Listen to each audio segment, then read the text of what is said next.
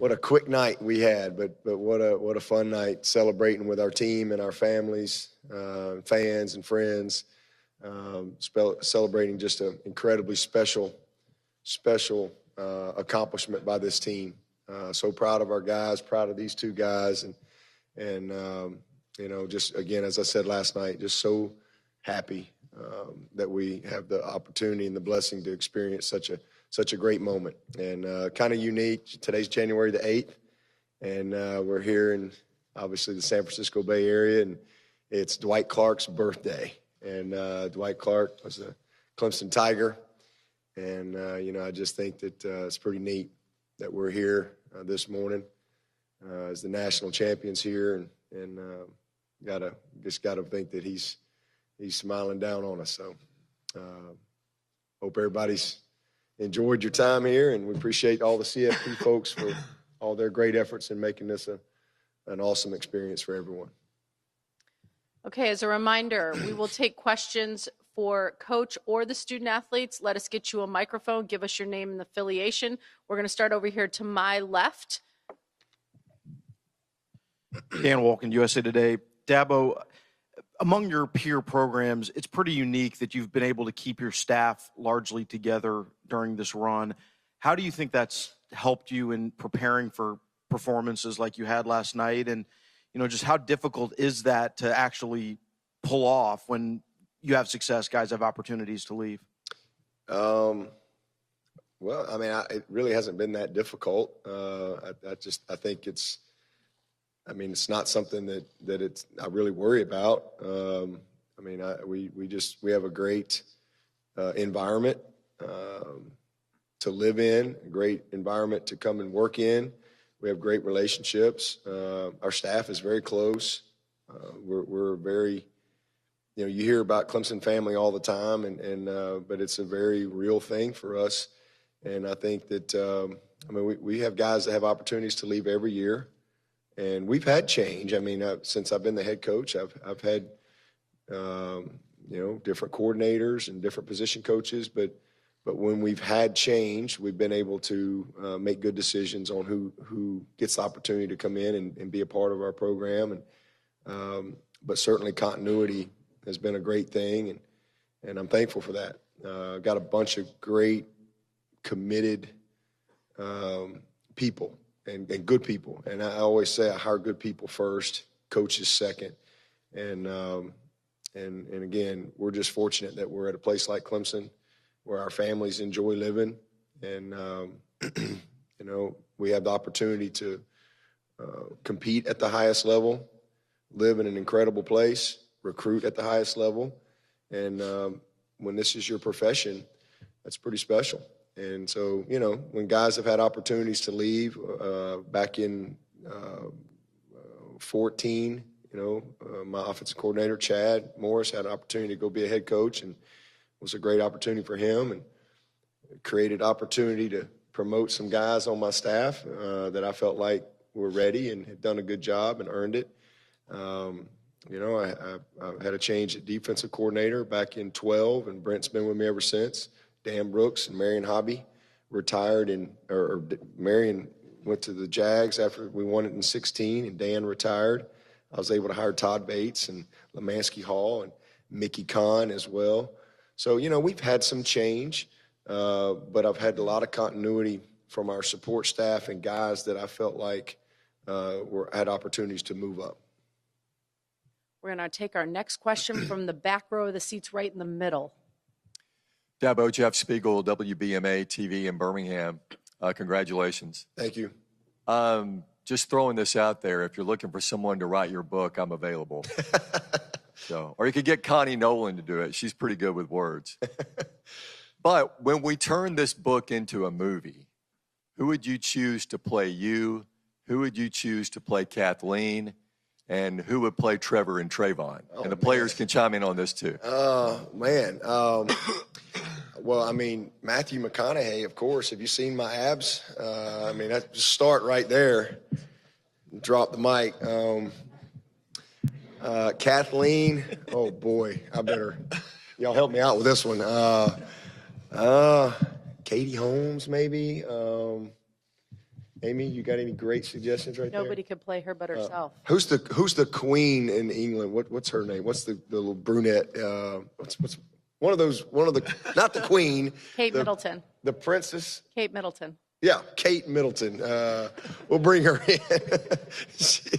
And Trevor, I just think we just bring back sunshine. You know, if he's still kicking somewhere. You know, we'll bring him back and I don't know, Trayvon, who are we gonna go with you? My brother. Your brother? Yeah. Well, how about we bring Lamar Jackson, which is his first cousin. Lamar's mom and his mom are sisters. So we'll just bring Lamar in to play Trayvon. That'd be great. We're going to take our next question over here, slightly onto the right of the aisle. Hey, this is David Hood with TigerNet.com. Trevor, I was watching you on the field last night. People were trying to interview you and get sound quotes, and you were just watching the fireworks, and it looked like you were just taking it all in. What was going through your mind at that moment as you're just looking up in the sky? Just kind of thinking back the journey, like Coach Swinney always talks about how, you know, that experience is awesome, but really when that experience happens, you think about how you got there and just my teammates and everyone involved and just kind of thinking back on everything and taking it all in. Okay, we're going to take our next question from over here on our left, far left on the aisle. Dabo, Chuck Culpepper from the Washington Post. I guess in sports, when you see people who have confidence and there's elite confidence, then there's probably a level of confidence we could call we can beat Alabama by 4 touchdowns confidence. I was wondering, does it take a program years to think of itself that way? What's that path like? Oh, that'd probably be crazy confidence. I don't think that we went into the game thinking we were going to beat Alabama by 4 touchdowns. It just kind of went that way. That it was our night, and we got control of the game. And sometimes when I've been on both sides of it, you know, sometimes when you get momentum rolling like we were able to get it, and just the energy all channeled in the right direction, it can kind of be insurmountable. And that's what happened last night. I mean, it was just kind of an overwhelming collective effort by our group. But you know, I think first and foremost, you don't make it about Alabama. You know, I think I mean, I've been at Alabama. I spent 13 years there, so I can't tell you. There was a lot of times as a player, I walked off the field and I wasn't sure that we were better than that team, but they thought we were better, and we won a lot of games when we got off the bus. You know, and I think for our program, that's something that's been important to me from day one, is to make it about us. You know, it's not about the opponent, and that's not a disrespect to any opponent. You know, but we try to treat everyone the same. I mean, we don't practice any different for Alabama than we do for Furman, and that's certainly not a disrespect. It's just that's what we do, and that's exactly what Coach Saban in Alabama does too. I can tell you that right now. He focuses on his team, and I think any championship level program, that's the mindset that you have to have, because, you know, and that was when I first got the job. That was one of the things I told our guys back in 2009 was, listen, I mean, we've got to lock in on the things that we control. You have to win in your mind first, and you know, to do that, you have to have a routine that you believe in, and every game's the biggest game, and you play to a winning performance. It shouldn't matter who you play. You know, oh, well, this week we're playing Florida State, so let's really practice hard. Let's meet really with some intention and purpose, and we just don't look at it that way. And so you certainly know that there's sometimes some of these games, the margin for error is much smaller. I told them last night it's going to be a few plays.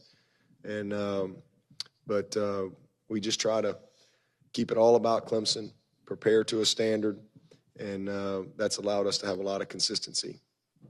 Go right here in the middle to our left, fourth row. Dabo, Will Vandervoort, the Clemson Insider. You've been doing this now 11 years on this run you guys are on. Is it fair to say that you guys can call this a dynasty and that you're at a different level now than most of the other teams in college football? No, we're a long way from a dynasty. We're a great program. We're a great program. There's no doubt about that. We're incredibly consistent in every area of our program. I mean, and that's what I'm more proud of than anything is just the consistency. And one of the things we talked about this week is over the last decade, everything we've done once, we've done multiple times, and it's kind of been a progression. You know, we won our first division in 2009, well, we've won 7 now. At that point, we had not won a division. And then we come back in 11 and we won the league. We hadn't won the league since like 1991. Now we've won it 5 times. We won 10 games in 11. That was the first time since 90 or 91. Now we've had 8 years. We got to a BCS in 11 and 13. And, you know, they lit up, I told them they lit up the Empire State Building once. And now they've done it again. And so the only thing we hadn't done again was win it all. So, you know, it's just been kind of a progression for us. We've just kind of kept our head down over the last decade and gone about our business. We're certainly, I think we're as good a program as there is out there, but we're a long way from a dynasty. I think from a dynasty standpoint, you know, Alabama's kind of in a category of their own. I mean, Coach Saban, I mean, won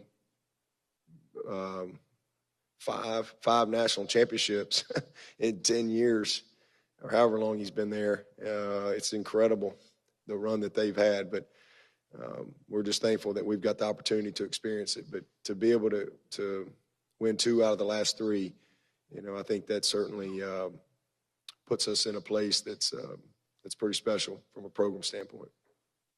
We're going to go in the back. Dennis, standing in the back, middle. Dennis Dodd, CBS Sports. Dabo, a couple of us ran into an NFL GM last night and just casually asked him what he thought of Trevor.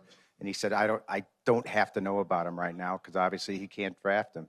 How often do you recruit to that 3-year standard for any of your players? You know, tell them you can be in the league in 3 years. And can Trevor play in the NFL right now? Oh, I don't recruit anybody to that. You know, I think for me I'm not God. You know, God's got the plan for their lives. What I recruit them to is the opportunity that they have to come be a part of our program, the resources that they're going to have a chance to tap into, the development that they're going to be afforded academically, you know, athletically, just the career-wise, you name it. The experience that they're going to have, that's what I talk about. You know, if it's in God's plan for them, if it's God's plan for them to go play in the NFL, well, hey, that's going to happen. 3 years, 4 years, 5 years, you know, I have no idea. I just talk about they're going to be better. They come in and they put their head down and they go to work. I don't promise anybody anything. These guys will tell you that. I recruit everybody the same. You come in, you go to work, you get in line, and you buy in.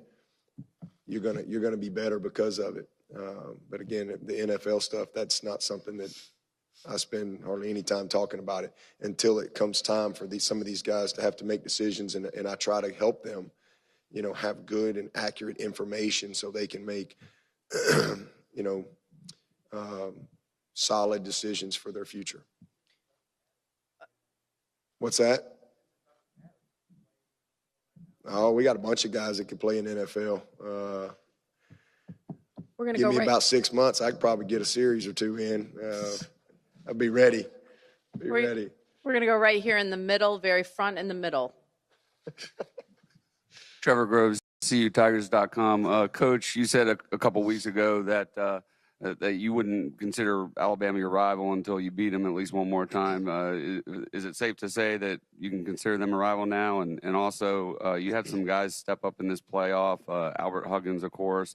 Last night, Niles Pinckney made the big tackle on a fake field goal. Has that been kind of a theme with this team all season, going all the way back to Chase Bryce, maybe even more so than any other team you've had? Yeah, next man up. I mean, Trayvon, he went down last night. Mark Fields went in. And he made 2 unbelievable plays. So, you know, next man up.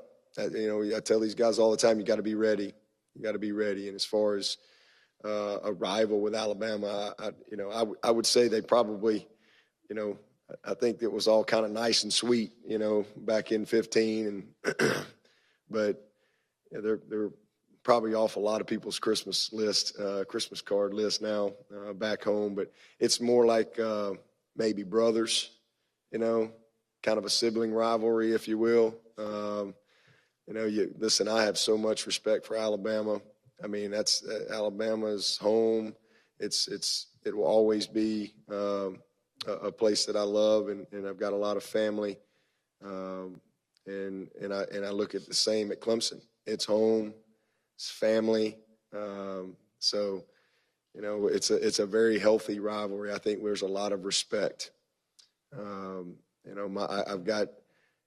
It's going to take me like 2 weeks to respond to my text messages because it's like a double up game for me. Usually I always get a lot of well wishes before or after games, from all my Clemson family and friends. But then you play Alabama, excuse me, and it's doubled because I got Alabama family and friends, and so it's a lot of fun to compete against the University of Alabama, but. Probably a little bit more now, little brother's kind of grown up a little bit, and we're a little more competitive, and now we kind of won the rubber match, if you will, in the Natties. It's 2-2 overall, and I told Coach Saban last night. He was very gracious after the game, and I just told him, I said, see you next year, because I don't think they're going to go anywhere. They'll be back. We're going to go back standing to our left in the back. Pat Duggins, APR and NPR for Dabo. It's way early to be worrying about the NFL draft, but building on the question from the gentleman from CBS, what are your expectations, if there are any expectations, about what last night's game is going to do for any of your players looking for a job in the pros, and on the flip side of that coin for Alabama? Yeah, well, I think that certainly is going to enhance a lot of those guys' opportunities because – you're playing against the best. There's tons of guys on that field that are NFL players and talent.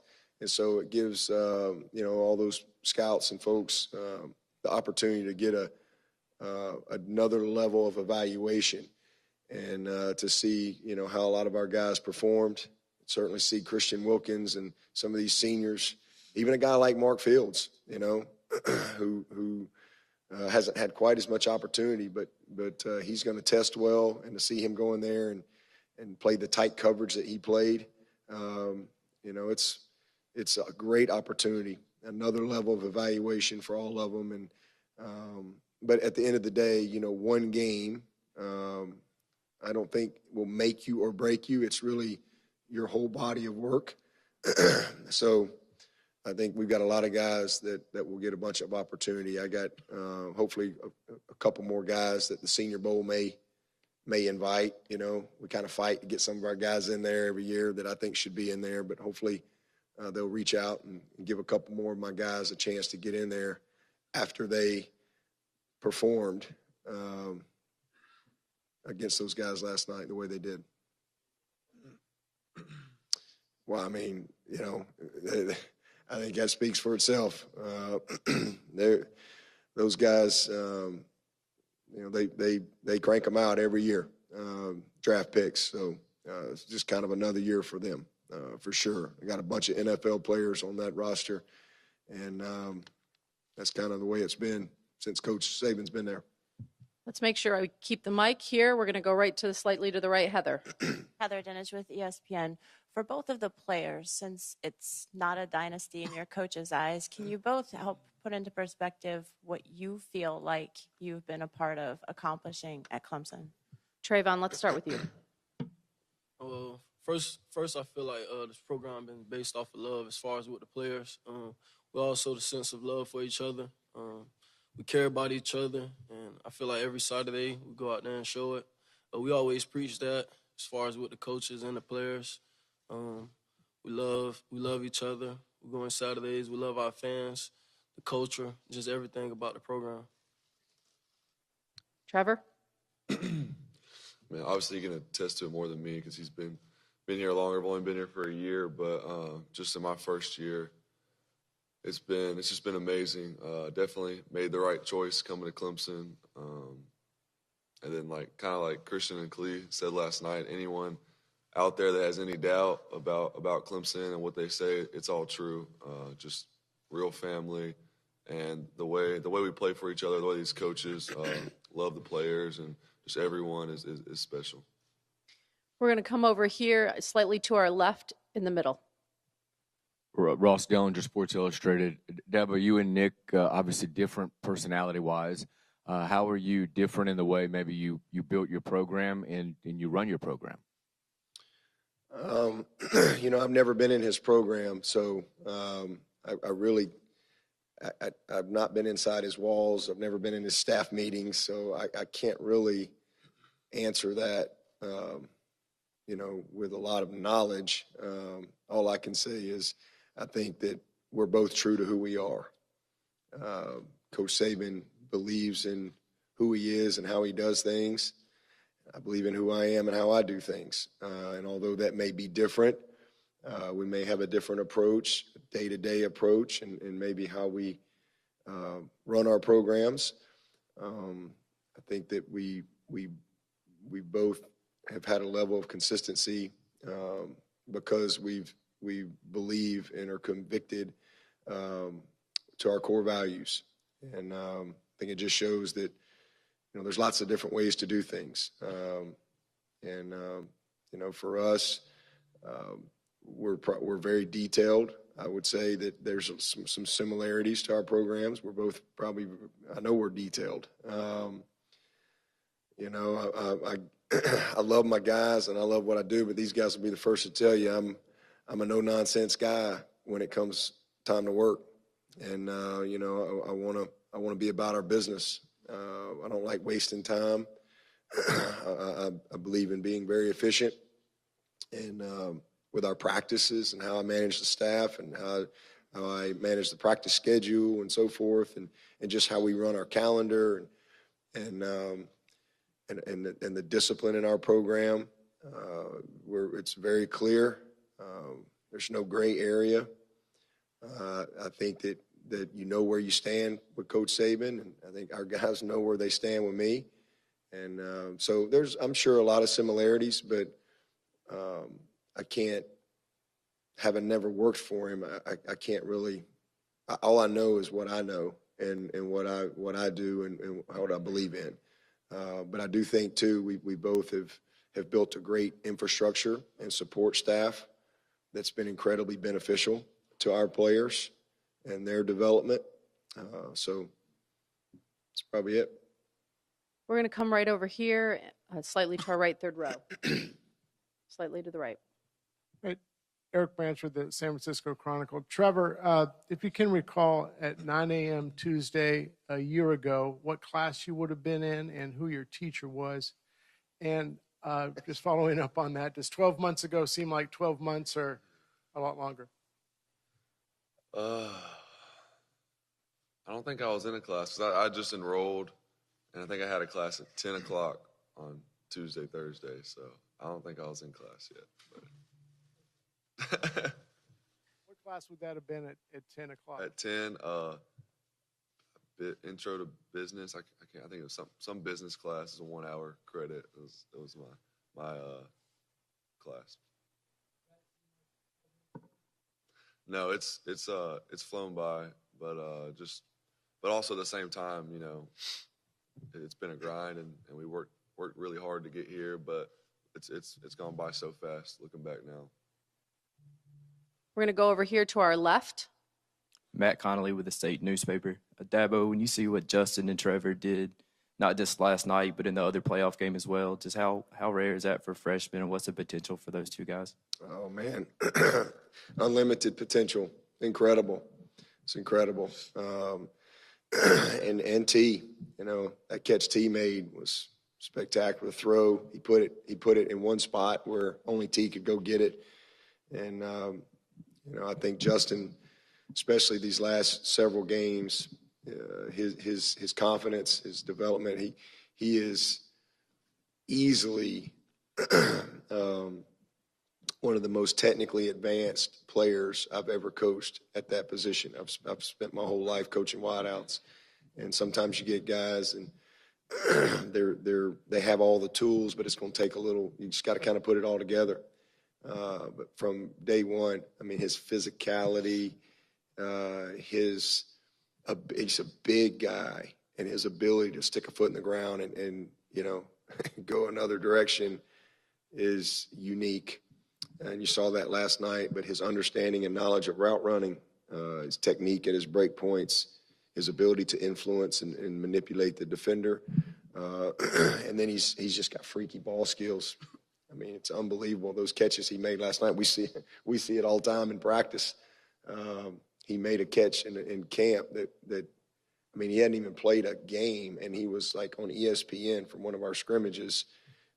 So those plays come natural to him, and it's pretty special to see what he was able to do this year as a freshman, and how humble he is, and how he went about his work, and the development of he and T this year. And then as we progressed, we were able to get those guys on the field a lot together, and that created and you put him back there under center, and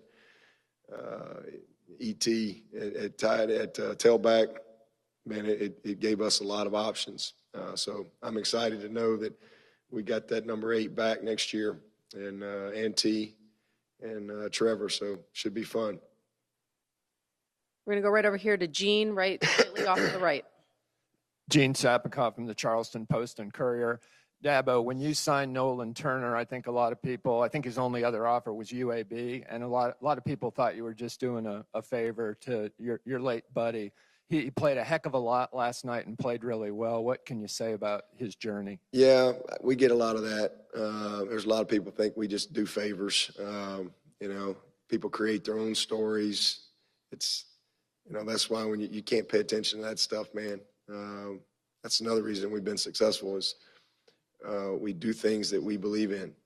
And we don't sign players that we don't feel like bring great value to our program.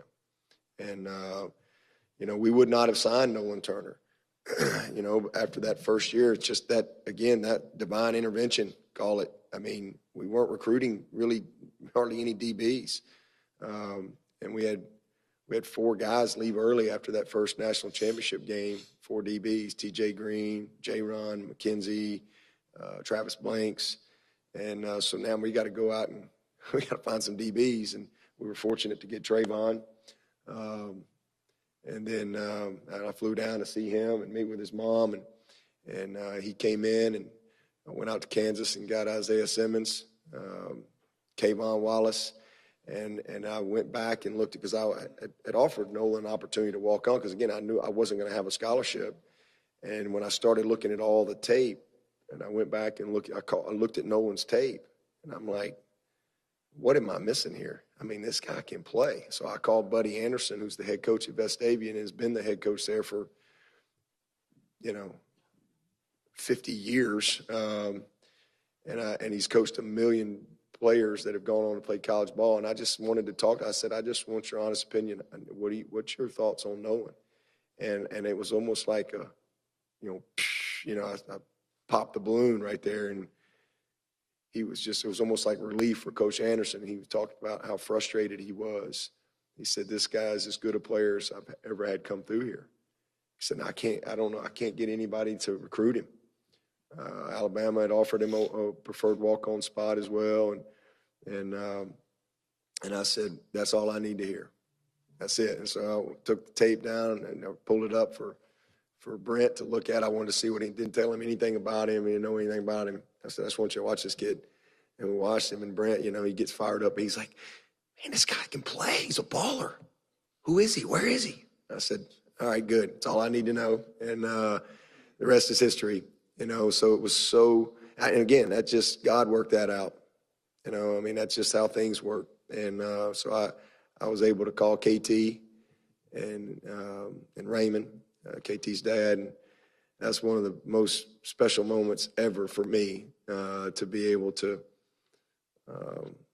tell KT that I was going to fly in town the next day and, not to tell Nolan Nolan thought I was coming to the school to offer him a walk-on spot. And I told Nolan early on, I said, I just want you to know the rhetoric is going to be that, we feel sorry for you, and, we're only offering you a scholarship because of my relationship with your dad. And, that's going to be the storyline, and you need to get yourself ready for that. I said, but man, you can play. And what I want you to know is you've earned this. All right. And you just come in and be who you are, put the work in. You're going to grow and develop into a great football player, and that's exactly what he's done. He had a heck of a sophomore year for us, a great sophomore year, and there's no doubt over these next couple of years he'll be an incredibly pivotal player for us. Had a great game last night.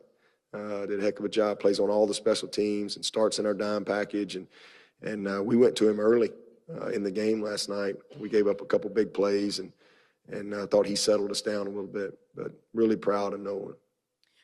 We're going to take 2 more questions. We're going to start over here, left of the aisle. Yeah, Max Olson from The Athletic. Dabo, when you have your first team meeting Friday, you're going to be missing right here. Oh, okay. Somewhere. Oh, there you are. Okay. Yeah, hey, when you have your team meeting Friday, you're going to be missing a few defensive linemen for that, I imagine. How do you feel about the next man up mentality with that group and just the number of reps you're able to get the younger guys to get ready for their bigger role next year? Oh, man, I'm excited about it. I love that.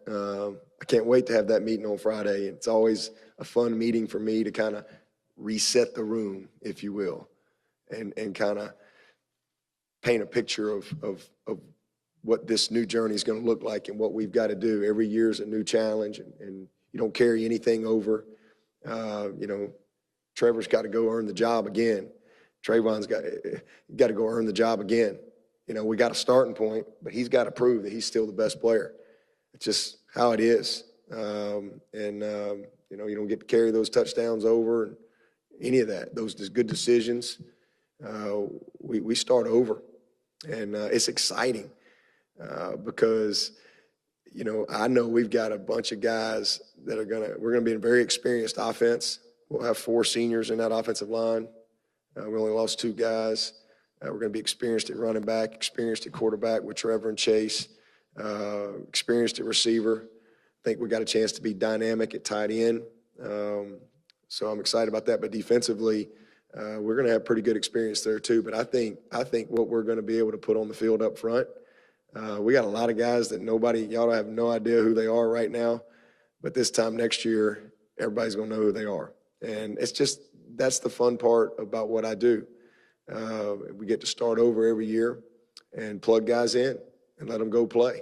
So it's exciting to know that Xavier Thomas has got a chance to be an every down player, and KJ Henry and Maskell.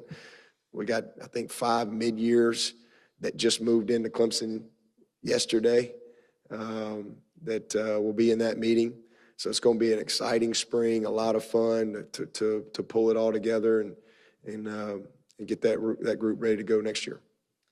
Last question right down here in the second row, right here to my right. Cecil there. I see you, Cecil. I see you.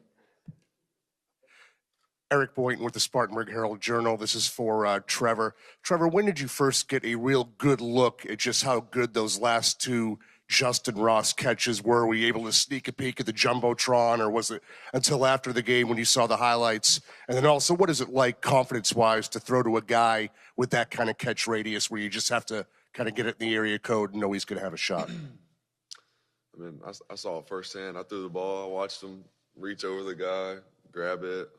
Then the other one on the sideline, holding his arm down, bobbles it with one hand, catches it, gets hit, going out of bounds. I mean, I saw him when I threw him, but no, I was watching ESPN last night after the game and saw the replays probably 5 or 6 times. And it's just he's an amazing player, and like Coach Swinney was talking about, we got a lot of guys that do stuff like that, but obviously he's special, and it was awesome.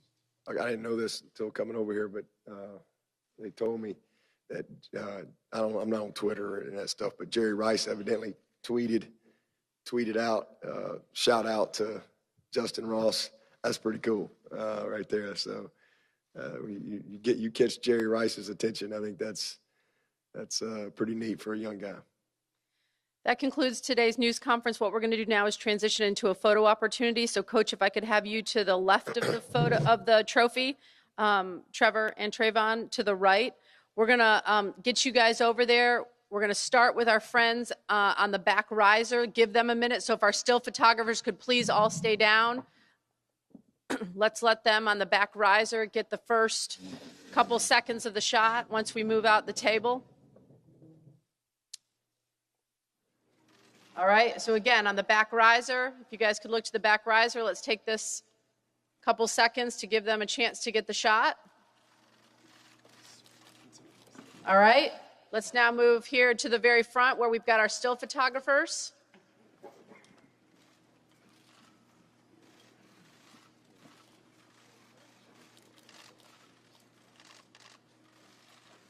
Okay, Trevor and Trayvon, thanks so much. We'll let you exit the stage. Coach, we're going to do the same thing again with you and the trophy.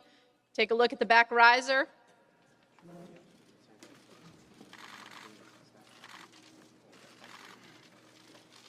All right, I think our video friends have that. Now again with our still photographers.